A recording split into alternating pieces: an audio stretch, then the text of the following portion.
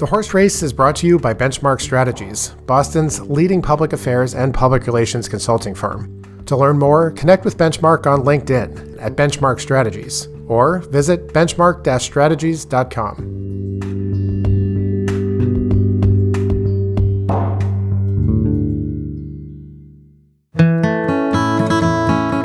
Welcome back to The Horse Race, your weekly look at politics, policy, and elections in Massachusetts. I'm Steve Gazella, president of the MassInc Polling Group, here one last time with Jen Smith of Commonwealth Beacon, and it's Thursday, April 23rd. Today, it's the end of the track for us. That's right, we're putting ourselves out to pasture, sending ourselves to the glue factory, whatever you want the metaphor to be, but not before we give you one last look at #Mapley and what's ahead. Well, Jen, no bearing the lead here for us. Today is the final episode of The Horse Race. That's right. And look, I mean, thematically, I like that we've committed to Thursdays, generally speaking, but there's something a little strange about being like, we're going to retire, we're going to put ourselves out to pasture, we're going to graze, we're going to eat oats, we're going to, I don't know, do whatever glue does, and we're telling you on a Thursday, so be nice and cheerful on your Friday, don't cry for us Argentina, and then go and recover over the weekend. Yes, exactly. And I think we've shown at this intro that even after 9 years of doing this, we still know very little about actual horses and actual horse racing, since we really don't actually know what retired racehorses do. But whatever it is, that's the next chapter, because this is the last episode of The Horse Race. Yeah, as we were kind of preparing right before we came on mic, we were sitting there doing a little version of our usual, what do we call this episode discussion. And we were just sitting there going, man, there have been so many different potential titles that we were like, that feels kind of final. We probably shouldn't use that. And now, you know, we don't know what the podcast title looks like at this stage because we haven't decided, but it's possible that it's 100 different idioms long. That's right. We're thinking something maybe like off into the sunset, off to the glue factory, photo finish, down the home stretch. There's just so many. It's true. It's true. But this is the last in the current form. The last time you will hear us in the current form. That's about where we've landed on this, right, Steve? That's right. And it's poetic. I don't know, a nice round number, perhaps. This is actually our 400th episode also. That can't be right. It is hard to believe, actually. But going back to 2017, when we first started this during the Presley-Capuano matchup, we've done 392 normal weekly episodes. And then also back in 2021, of course, we did Mass Reboot, the 8-episode series where we talked about what we then thought was the end of COVID and what we'd all learned and how things had changed, how young and optimistic we were at the time. But add those together and you get 400, which is what today's episode is. That's right.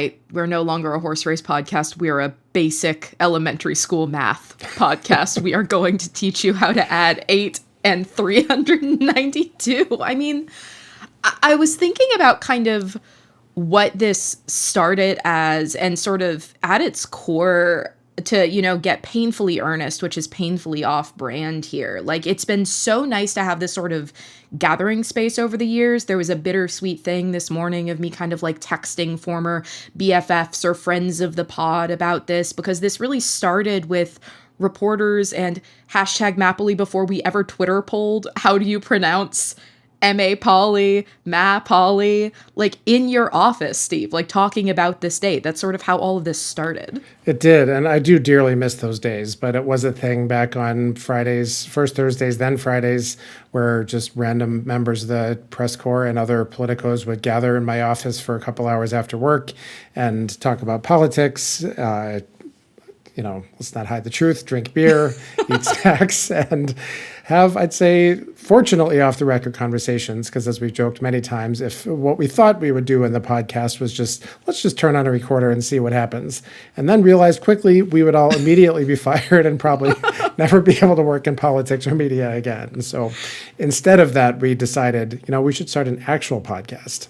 And that we, at the time, wasn't even me, Jennifer, who you're listening to here, but my predecessor in so many things, who was Lauren Dzenski, then, who had very recently started Massachusetts Political Playbook, which itself ended this year. So this is a very kind of odd, bittersweet year in terms of media, but Lauren was also my predecessor at the Dorchester Reporter. And then when she went kind of on to her next stage, I was at the Reporter and I took over on the co-hosting side. So Steve, you and I have been podcasting together for 8 years, basically every week. You're just like, man, I can't look at your face anymore.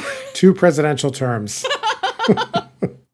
And we've also had a number of other co-hosts, a number of other producers. We'll give them all shout outs here in a little bit. But, I think we should also just pause and say, why? Why are we wrapping this up now?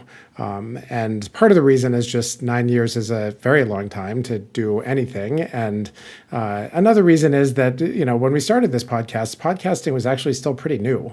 It wasn't like there were dozens of Massachusetts political podcasts out. There weren't thousands of national political podcasts out. So it seemed new. It seemed novel. And a lot of those local ones have actually come and gone in the 9 years we've been doing this. I was thinking about that as well, where there's something about kind of endings that make things a little bit maybe less bittersweet or more just bitter kind of in company here. Misery loves company. I was thinking back to, the Scrum. There have been political podcasts through different kind of radio or independent channels in Massachusetts. But I think the thing that has been really interesting for me in the podcast universe over the last, again, almost decade at this point, is that it's kind of mirrored a lot of the trends that we've seen in the news industry, a lot of kind of conglomeration or specialization, basically. Either the ones that sort of endure have kind of an advocacy bent, so there will always sort of be people who are enthusiastic about a specific topic that can kind of hang on to it, or they end up being like the New York Times style podcast ones where there's tons of money, tons of production value and that sort of thing, but they also are very, very large in scope. So I think there have been a lot of mirrors basically in the podcast space to just the media space in general. And so not to say it's been bleak to witness, but it's been at the very least kind of consistent to witness, that it's become very hard for different organizations dealing with smaller and smaller staffs and smaller resources to figure out, well, like, what is the best way to do the important business of telling people what's going on in the world and kind of helping them process it.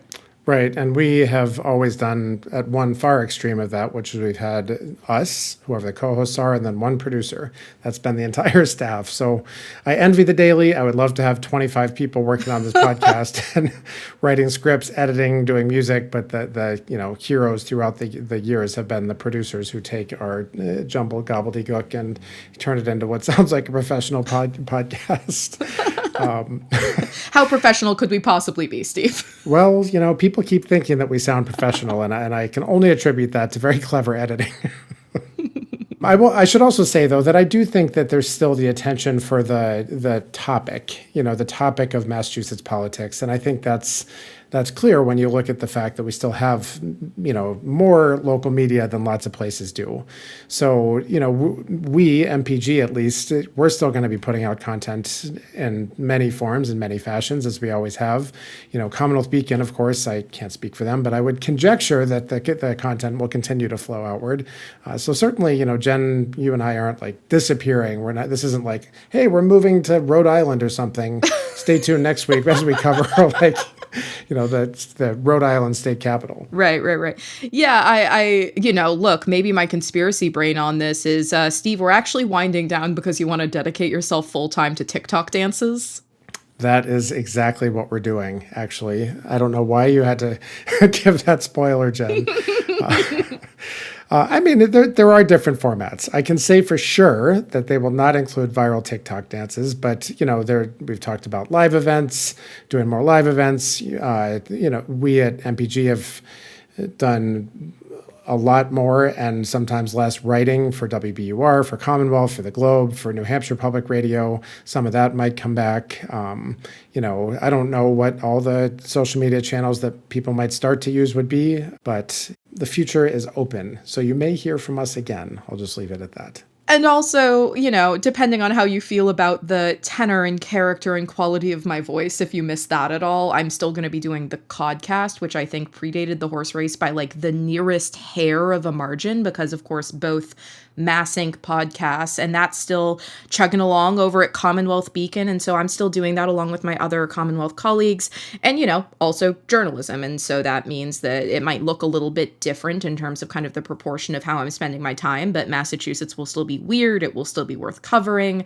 I don't anticipate all of the things that I find to be total lunacy about the way that our state decides to handle its governance process will suddenly be solved in, the next 4 days. So I'll still be around. Steve will still be around.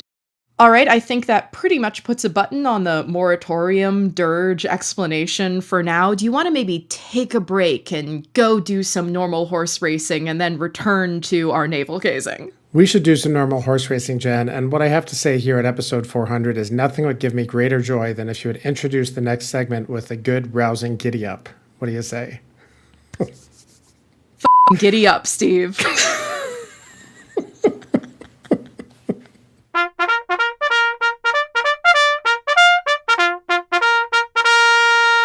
So it wouldn't be the horse race without a content segment. We love content here. We make the content for you, our beautiful listeners, and for us so we can talk to each other. And we're going to take at least one last look at where we are in this election cycle and what you should be watching in 2026. Steve, let's start national, pollster extraordinaire, co-host of many years. Is this a Democratic wave? What's happening? Yes, starting national. At the moment, I think it does look like a Democratic wave, and it looks like that for a few reasons. And I'll just mention three of them. The first one is results. So we'll just look at the special election results we've seen so far. The most recent was the Virginia redistricting vote that was yesterday. But about the last year or so, there have been a series of special elections that have shown, big margins for Democrats. And even if the Democrat didn't win, it was, it would shift, the district would shift to the left like 15 or 20 points. So that's one. The second one is that Trump's approval rating is terrible. I mean, it's awful. It's the polls just out in the last couple of days show it in the low to mid 30s. And it's not just overall approval, it's approval on things that had been good for him, like the economy. That was one thing. If you rewind back to the election night 2024, was one of the things that actually put him in office. And the third one is just what people are doing. If you look at how Republicans are retiring, you're seeing them kind of retiring in very large numbers. And I think we should anticipate that those will continue at least for the short term. So those are the things that I'm looking at for why it looks like a blue wave across the country. We always have to say we don't have a crystal ball. Anything could happen, but that's how it looks at the moment. Jen, what are you seeing when you look out there? Well, I think I almost want to take a little bit of almost a more philosophical view on this one, because what's been very interesting to me, so I'm a California native, so I've been following the California's governor's race pretty closely, and that, like Congress right now, has basically been besieged by sort of the scandals of people involved. In this case, I'm talking about allegations against Eric Swalwell. And in Congress, there are a number of legislators that are either stepping away or are facing ouster over things like harassment, things like bribes. So I do want to kind of tie this into whatever it looks like for any particular party writ large. One of the major themes that I've been seeing over the time that we've been doing this podcast, certainly, but also that's coincided with kind of the Trump era here. And that's been marked by a lot of mistrust in institutions and mistrust in the people in institutions. And we've talked, I think, often about what that looks like in terms of how old all of the representatives are, what that says to kind of younger generations about who is representing them. But I also think that we should acknowledge that there have been a lot of kind of individual incidents or kind of collections of incidents, including, if we're bringing Trump into it, kind of what is the deal with the Epstein files in terms of not just kind of rearing up a certain portion of the Republican base, but also of the Democratic base. So again, to kind of put a button on this little philosophical ramble here, the idea that these partisan changes during a specific election are also part and parcel of a broader wave of kind of people chafing over many years at very visible evidence of what it looks like if you have a government that seems to be operating a lot of times out of sight, out of mind, with a sense of impunity, and with voters kind of having very little say in the matter. So that is sort of my meta take there. I don't expect that theme will go anywhere. I'd pick up on one thing you said at the very end there, which is, what voters can do about it and whether they'll have any say. And I bring that up because I think there's one thing other than the process the outcome to watch, which is the process, because there's been a lot of upheaval even in the last year, even up to yesterday, as far as like how people vote, what districts they'll vote in, what kind of ID they need to vote, whether they're allowed to vote in certain places, and if the process seems to be one that people have confidence in, then, democracy as we know it can perhaps continue. But the more election cycles go by where people are skeptical of the process, that it just doesn't work. So watch for the process also, and watch for people's confidence in the process, in addition to just the outcome. And we mentioned, of course, the whole thing with polling is that there's no crystal balls. These are snapshots of where people are at a specific period of time. Thrilled to have gotten you on the record in recent weeks about how apparently we shouldn't survey AI bots and just call that polling. But as a pollster with an eye on the federal landscape or looking ahead at the next year, what sort of trigger points are you going to be monitoring? What can polls tell us and what can't they? Yeah, at the moment, I'd be looking for whether the emotion that seems to be out there in the electorate continues. There's a lot of dissatisfaction. It's inflation, it's war, it's unresponsiveness, it's, concerns about the Epstein files, it's all kinds of stuff. And it's resulted in terrible numbers particularly for Trump, but for, lots of other Republicans and even some Democrats as well. But if we think back just to this last year, one of the things that really flipped everything on its head was inflation, which was very real and significantly due to, lots of things, but the Ukraine war for one, and now we've got another war, which seems to be at least threatening to trigger another wave of inflation. So, if the mood continues like this, I'd look for a lot of parties in power, both here in the United States and across the world, to be tossed out. And one of the things that can do then long term, which we've also seen in the past, is just a whole structural change. And here, of course, that means the map. Like, do states change? Do Senate seats change particularly? Do governors' mansions change, legislatures, et cetera? Senate terms are 6 years. So if one of these states like Texas or North Carolina edges over the line into blue territory, that senator's in office to 2032. And some of them are looking very close right now. So I'd look for map upheaval as well, on election night. If things continue the way they are, it could be another, 1992 kind of election where, Ross Perot comes in, and after that, everything's all shaken up for the future and looks different, and states vote differently than they ever had before. Not because of Ross Perot, I shouldn't say, but that it's just a turning point that we've had. It's not all baked in. It's not all red and blue and just tweaking margins. Whole states can change durably. And with the amount of chaos and upheaval we're seeing right now, it would not surprise me at all if this is that kind of election. Yeah. Look, the most chaotic thing that happened in November 1992 is I was born. So I assume this is all my fault. That's what changed. See, I didn't think Ross Perot was a big enough influence, but now I know. They're there was a lot of sass out there in the Bay Area suddenly, a lot of potential.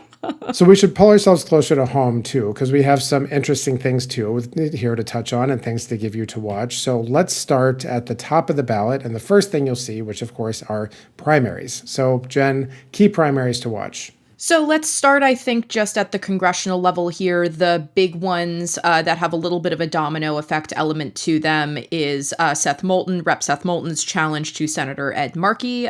We are not exactly sure how that is going to go because, again, lack of crystal ball here. But because of that race, that means that there is going to be a race to replace Moulton. This might, in fact, echo for many people the last time someone tried to challenge Ed Markey, in which Joe Kennedy took a tilt at it.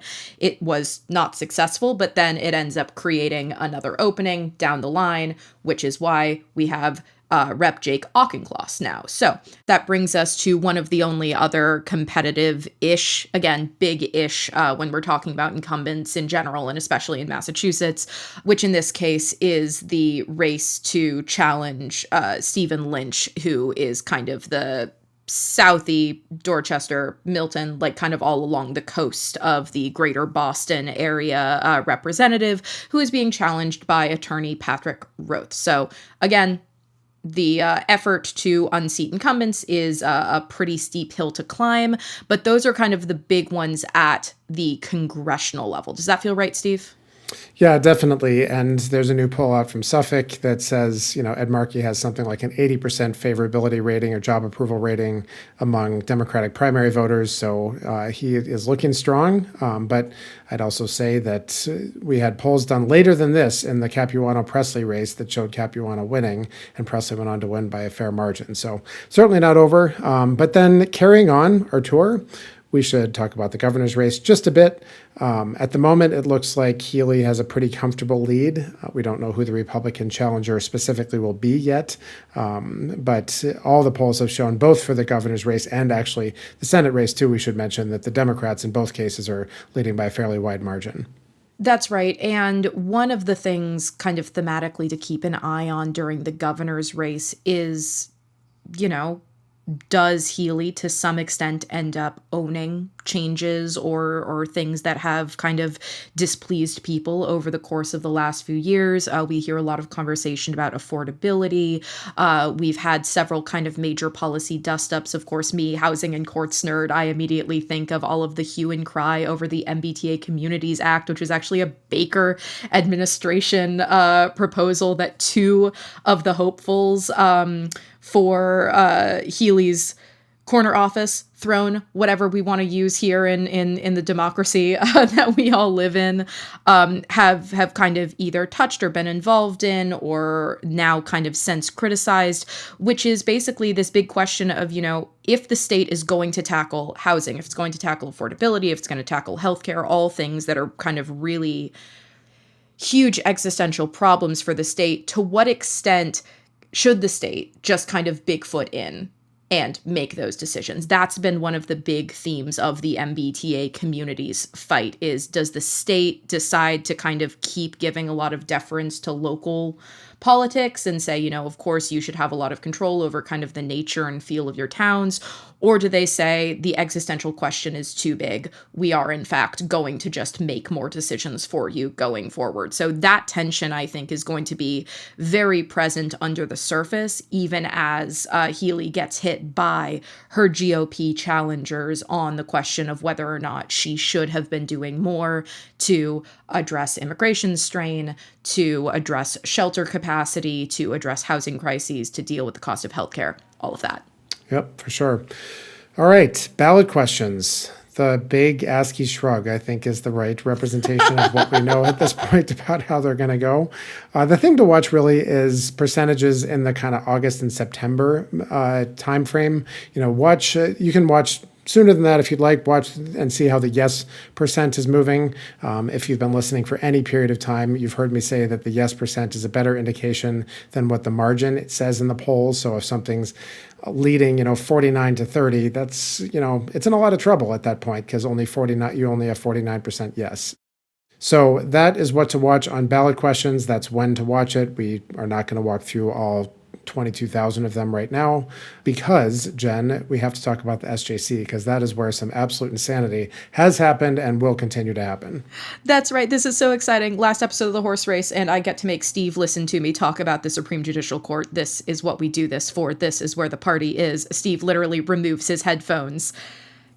So basically right now, not only is the High Court, which, yes, matters. It is an entire branch of our government here. And it's also, I would note, even though like the governor and like the legislature, it is immune from public records laws. So here's my, one real plea as we go off the air here on the horse race is like, man, we should have better public records laws. That is not an endorsement of any particular ballot measure, just journalists, this drives us insane how hard it is to get public records from people. But the nice thing about the court, and specifically the SJC, is when it makes law, it has to, by nature, because it is common law, explain why it's doing it, which is why I like covering it, because they have to explain why we suddenly have new rules.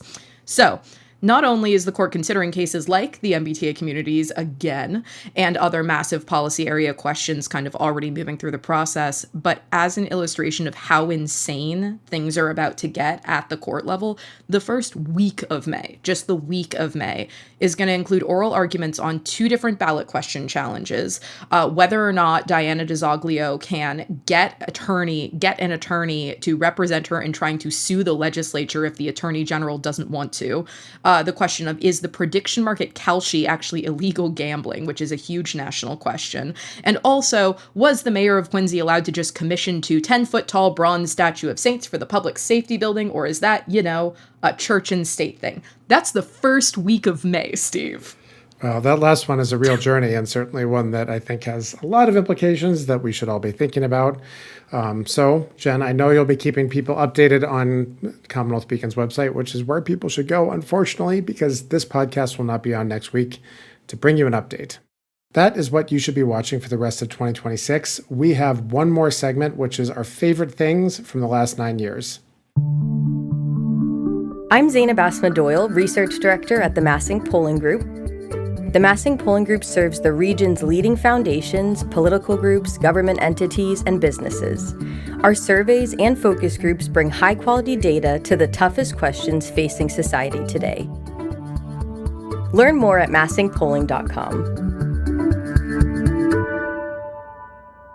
And that brings us to our final segment, which this week is brought to you by These Are a Few of Our Favorite Things department here at the Horse Race Global Media Empire headquarters. So we have a couple categories. Jen, we're going to start with episodes. What was your favorite episode from the last 9 years?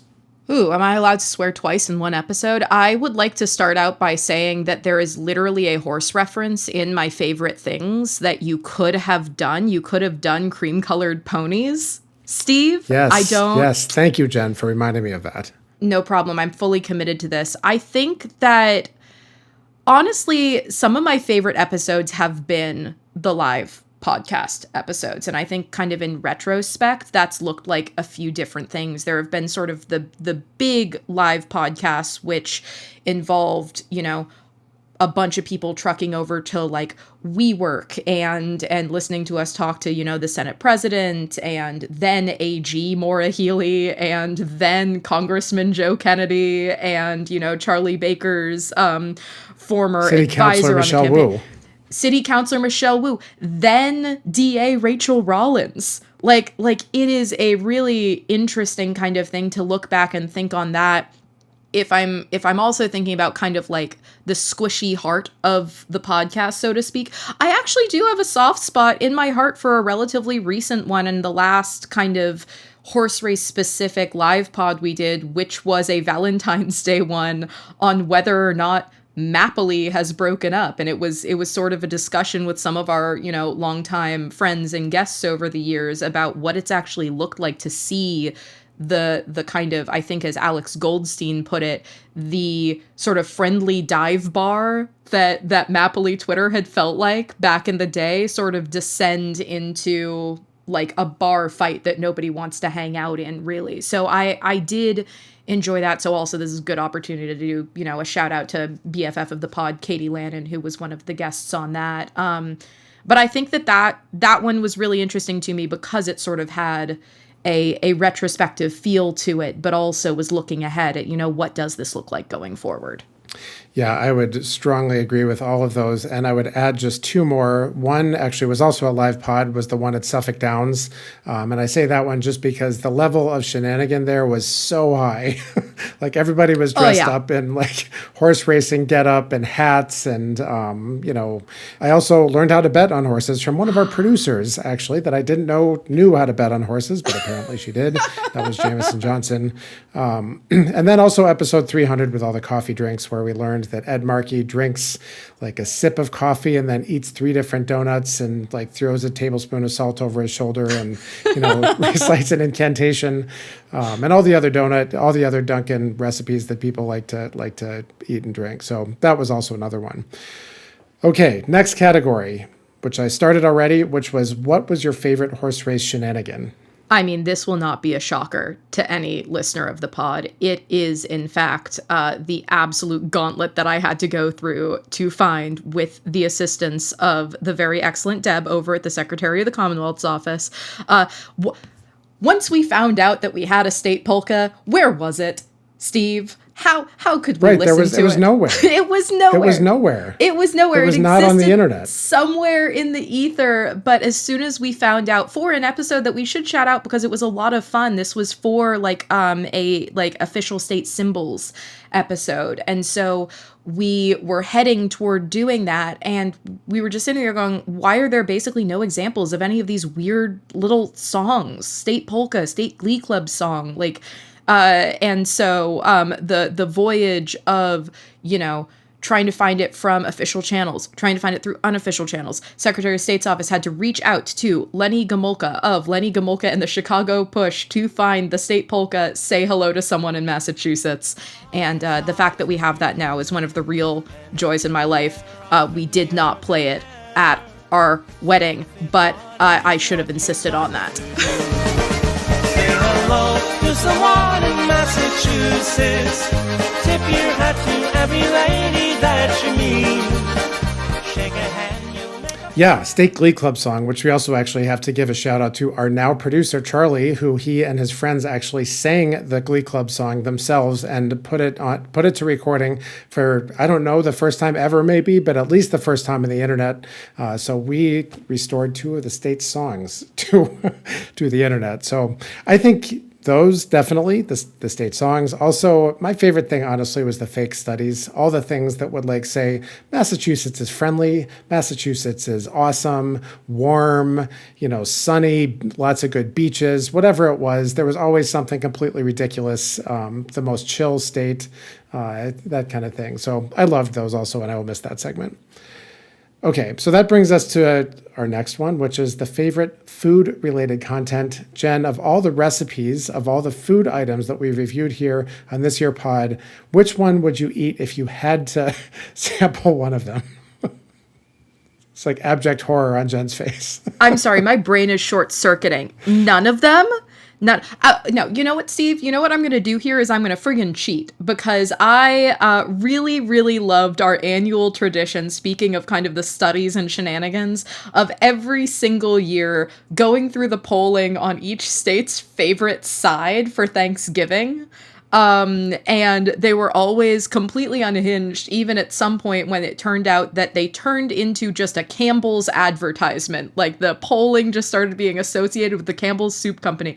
They were not, for the record, that in earlier years. They were just nice organic polling with no agenda to them aside from internet content. So my answer, Steve, is the same answer that I gave the first year we ever talked about Thanksgiving sides, which is tamales are an underrated Thanksgiving side. Give me a tamale.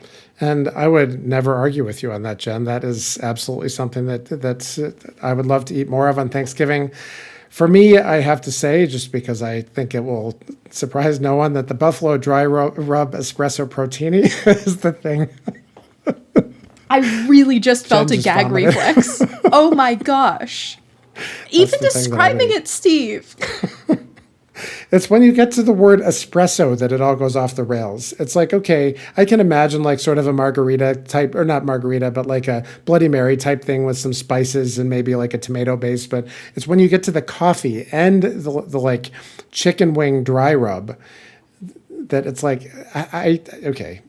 I'm lying. I would definitely not eat that, but I just had to say it because this is my last chance. So those are some of our favorites. We also have to talk about our favorite people that we've had on this here podcast that have helped us make this here podcast, because we're super proud of them. We miss them. Most of them, all of them, we still keep in touch with. But just a couple of them. One of our producers, Hannah Shinatri, went to first WBUR and then The World. Another one, Elena Eberwine, went to GBH. And others have gone on to careers around the media, political sphere, and some have actually moved on to other things as well, but all doing awesome things. And it's, it makes me happy to have been part of their journey. Yeah, there's a very funny personal one here on my end, which is there is a period of time when John Gee was our producer, and that meant that he and I were dating, we were engaged, and we got married, all while he tried to basically make me and Steve shut up and wrap an episode each week. So that was, I recommend that for relationships. If you can find your significant other and give them the power to literally mute you, they definitely won't abuse that. But you also might have heard his voice on here talking to us about history and AI and writing. So shout out to the human being that I live with that at one point had to keep us orderly. That's right. And somehow you navigated that gauntlet and are now married. Yep. So I think that, that proves that is a good relationship building exercise. There are lots of other people that we would love to shout out to and have done so other times on this podcast. Good friends of the pod, people who have been on many times, people who have been given Lifetime Achievement Awards, promoted to Admiral, Secretary General, High Supreme Allied Commander, all kinds of things. So we'll link to some of those episodes so you can hear more about and from them. But we do just have to say thank you to all of them.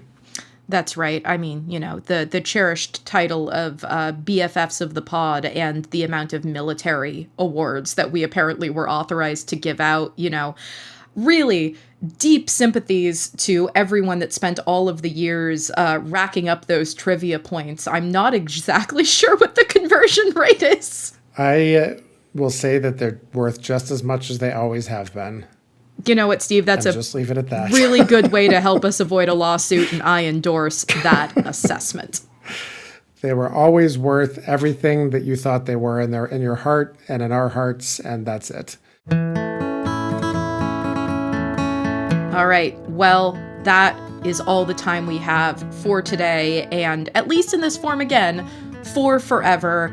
I'm Jennifer Smith. And one more time, I'm Steve Cazella. Our production and theme music is done by Charlie Cazella. You can no longer write to us at thehorseracepodcast@gmail.com. If you really want to, though, you can still give The Horse Race a review wherever you're hearing us now.